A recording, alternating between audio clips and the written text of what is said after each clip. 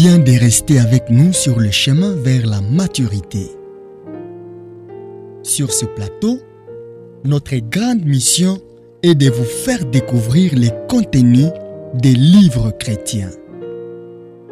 Ici, nous sommes convaincus qu'en écoutant et en lisant chaque jour la parole de Dieu, nous serons transformés à son image, grandir tel qu'il veut, être tel qu'il veut.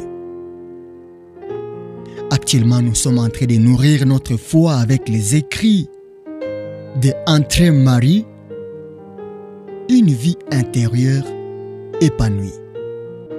Aujourd'hui, nous allons voir les contenus du 30e chapitre, le psaume 119 et son enseignement. Que Dieu bénisse votre audition. Combien j'aime ta loi. Tous les jours, je m'applique à la méditer. Vois combien j'aime tes commandements. Je les aime des grands amour. Psaume 119, le vers 97, 159 et 167. Dans les Saintes Écritures, il y a un chapitre entier consacré à nous enseigner la place que la parole de Dieu doit avoir dans notre estime et la façon dont nous pouvons nous en assurer la bénédiction. C'est le plus long chapitre de la Bible et presque sans exception, dans chacun de ces 176 versets, il fait sous des noms différents mention de la parole. Toute personne qui veut vraiment savoir comment étudier la Bible selon la volonté de Dieu devrait faire une étude attentive de ces psaumes. Il doit arriver un moment dans sa vie où il décide d'étudier son enseignement et de le mettre en pratique. Il ne faut pas nous étonner que notre étude de la Bible n'apporte pas plus de profits spirituels et de force si nous négligeons le mode d'emploi divin qu'elle nous offre pour cette étude. Il est possible que vous n'ayez jamais lu ce psaume une fois en entier. Si vous n'avez pas le temps de suite, trouvez le temps, soit un week-end, soit en semaine, et prenez 1 heure pour le lire et essayez de comprendre sa pensée principale ou tout au moins de vous imprégner son esprit. Si vous avez de la difficulté à le faire en le lisant la première fois, relisez-le plusieurs fois. Cela vous fera ressentir le besoin de lui accorder une réflexion plus approfondie. Les conseils suivants peuvent vous aider dans cette étude. 1. Notez les différents noms sous lesquels la parole de Dieu est désignée. 2. Notez tous les verbes exprimant ce que nous devons ressentir et faire en ce qui concerne la parole.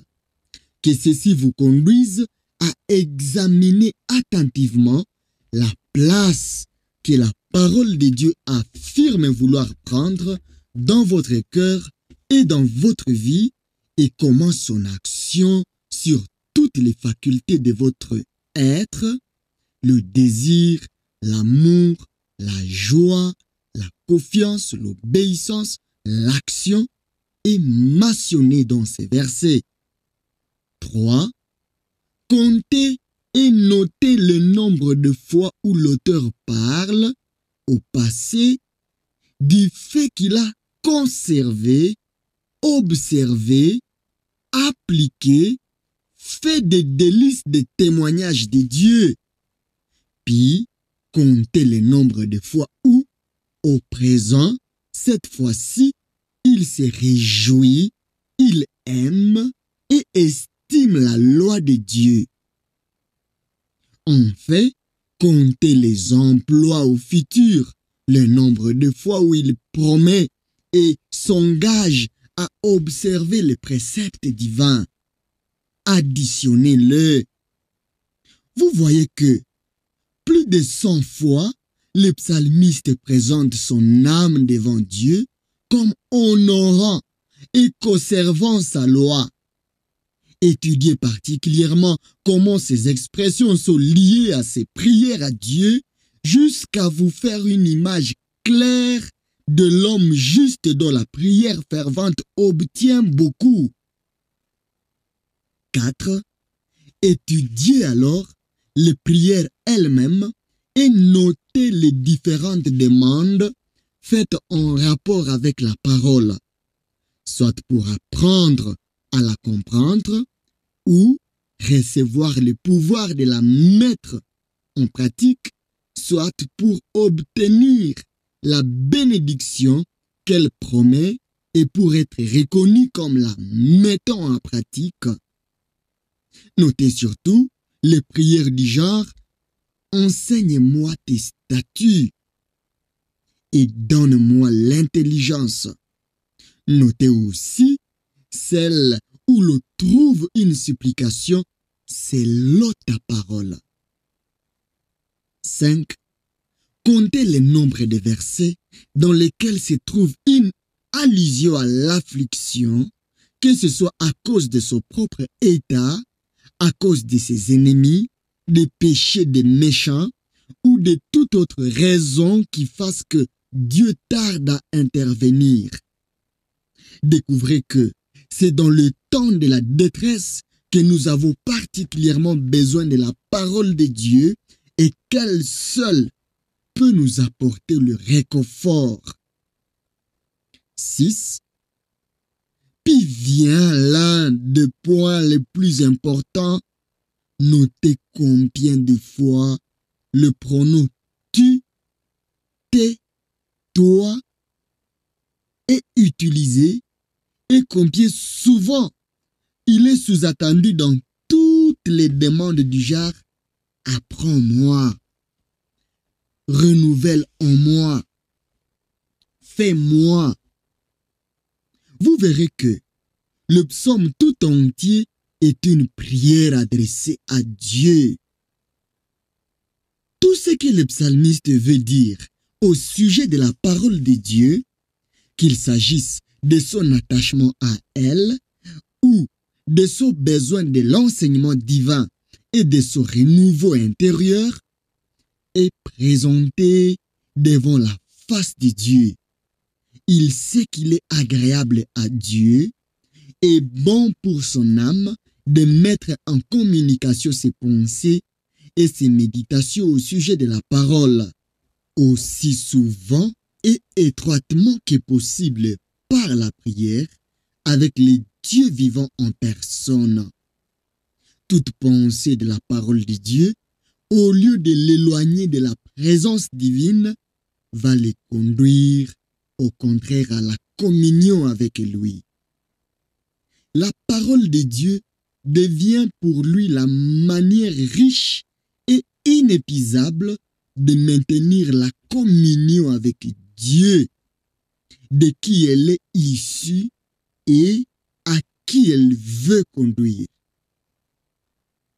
Au fur et à mesure que nous persévrons ces vérités, chacun de ces versets prendra pour nous une nouvelle dimension. Quand de temps à autre, nous prenons un paragraphe entier avec ces 8 versets, nous verrons comment il nous aide à nous élever avec et à travers la parole dans la présence de Dieu et dans cette vie d'obéissance et de joie qui dit « Je jure et je le tiendrai d'observer les lois de ta justice. » Verset 6. Et combien j'aime ta loi, elle est tout le jour l'objet de ma méditation. Verset 97. Par la grâce de l'Esprit Saint, efforçons-nous de chercher la vie de dévotion que révèlent ces psaumes et les forger par notre moment matinal. Laissons la parole de Dieu tous les jours et avant toute autre chose, nous conduire à Dieu. Que chaque bénédiction qu'elle renferme soit une occasion de prière. Prions tous spécialement pour notre besoin d'enseignement divin. Que notre attachement intense à la parole soit l'expression de notre appel et de notre confiance, tel ceux d'un enfant en l'aide du Père. Que nos prières soient suivies par l'engagement au moment où Dieu nous renouvelle et nous bénit, de nous appliquer dans la voie de ses commandements.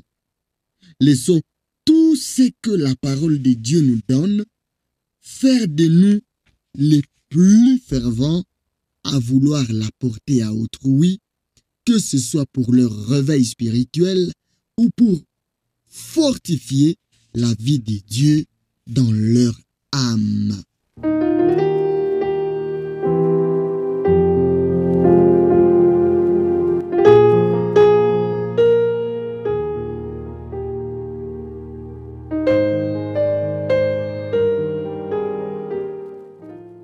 Merci d'avoir suivi cette capsule.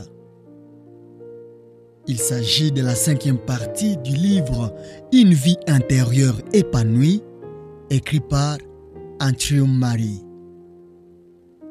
Cet ouvrage contient des éléments indispensables à notre foi. Nous sommes persuadés que ces contenus puissent apporter un plus dans votre marche avec le Seigneur. Nous vous encourageons vivement à prendre un moment de prière selon ce que le Seigneur vous a révélé. Vous êtes sur le chemin vers la maturité. Notre grande prière pour vous est que vous puissiez grandir dans la grâce et dans la connaissance de notre Seigneur Jésus-Christ. Ici, notre grande mission est de vous faire découvrir les contenus des livres chrétiens. Nous avons hâte d'écouter les témoignages des vies transformées par l'écoute de l'Évangile. Merci de nous soutenir selon la conviction du Saint-Esprit et de répandre ces messages autour de vous afin qu'ils puissent aider les autres comme il vous a aussi aidé. Grâce et shalom au Fils de Dieu.